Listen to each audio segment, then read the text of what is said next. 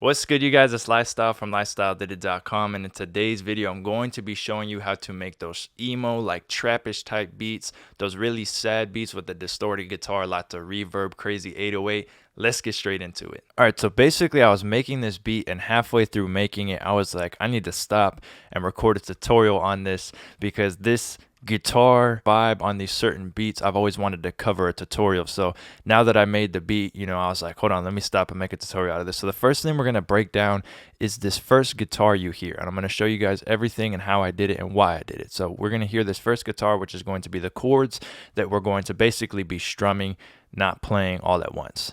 So if we go into Omnisphere, this is the preset I'm using. So it is the dark web, and it's a guitar, mostly like the distorted guitar. And basically what I played for this was the progression I played.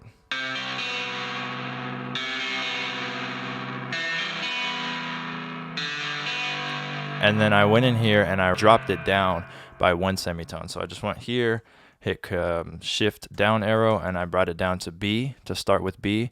And then this is what I ended up getting.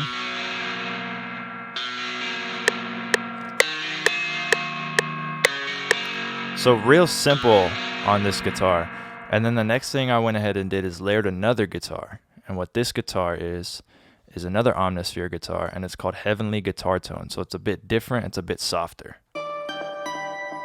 And then I layered a top melody on it, and it kind of sounds like a bell, so it gave it this cool vibe.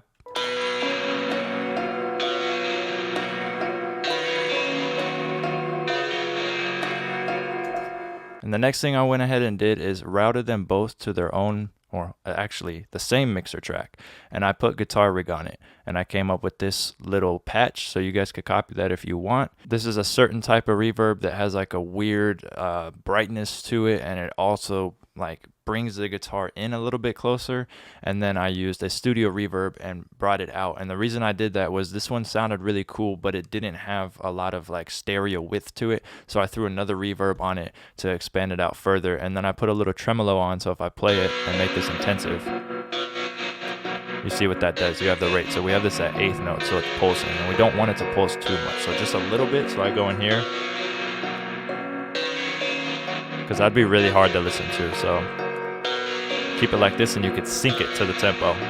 You can even put stereo on if you want. That one sounds pretty cool, so actually leave that enabled.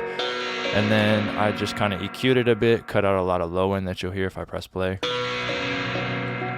that I just don't want. And then I threw another reverb on it. Yeah, I'm going kind of crazy with reverb, but I like how it sounds. So this is before. It was too close for me. I wanted it out further with reverb.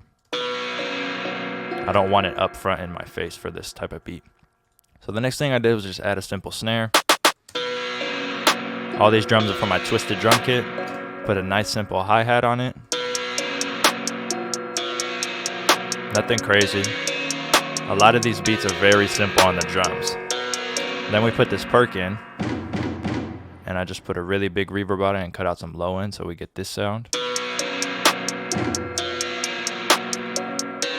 Then I did an open hi-hat.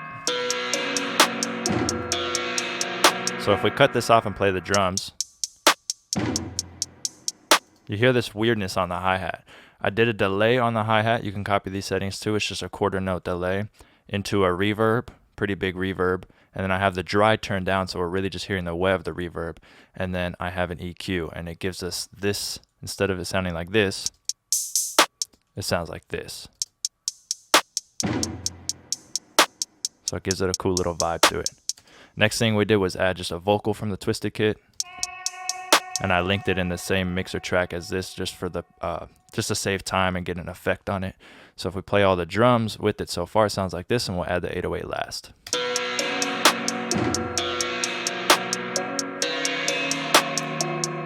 So I forgot to mention I have the vocal at C, and then I have it go down to B for the second part.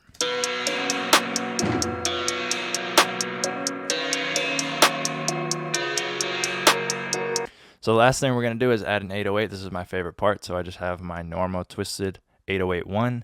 I did a little bit of fade out, cut itself, and then I added in the 808 like this, and this is what we got for this beat.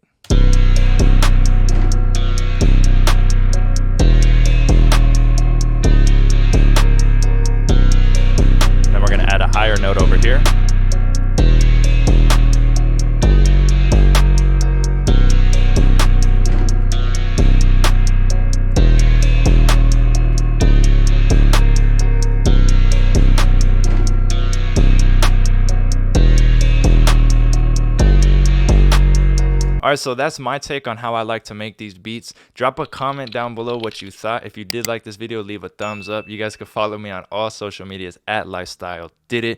For the kit used in this, the Twisted Kit, hit LifeStyleDidIt.com/shop. Hope you guys like this video. Make sure to hit the subscribe button, push notifications. Thanks.